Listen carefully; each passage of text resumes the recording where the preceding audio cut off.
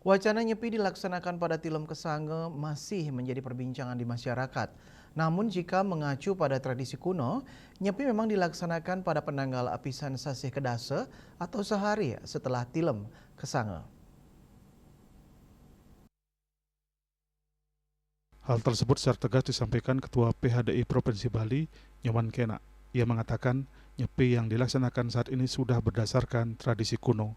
Pada Tilem Sasih Kesange dilaksanakan Tawur, dan keesokan harinya pada penanggal apisan Sasih Kedase dilaksanakan Catur Berata Penyepian.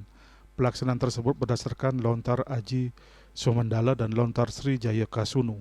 Selain itu, pelaksanaan Tawur pada Tilem berkaitan erat dengan tradisi Tawur di Pura Besakih.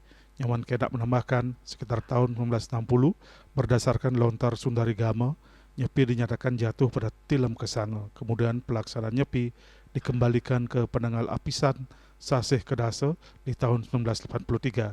Dengan demikian dalam rentang waktu 1960 hingga 1982, pelaksanaan nyepi mengikuti tafsir baru yang berbeda dari tradisi kuno.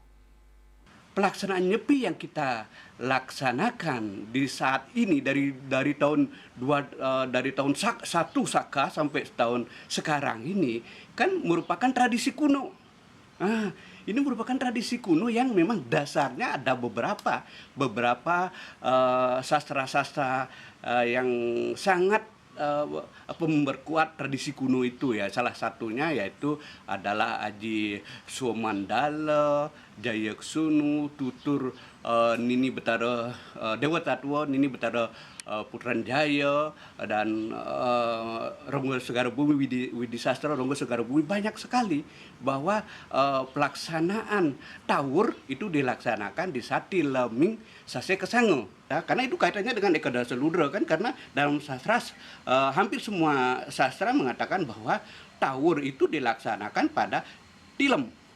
Tilemin Sasih apa? Kan gitu, Tilemin Sasih Kesange. Nah itu nyepinya baru Sasih pisan pinanggal pisan Sasih Kedase. Cuman itu yang ada Sukma Bali TV. yang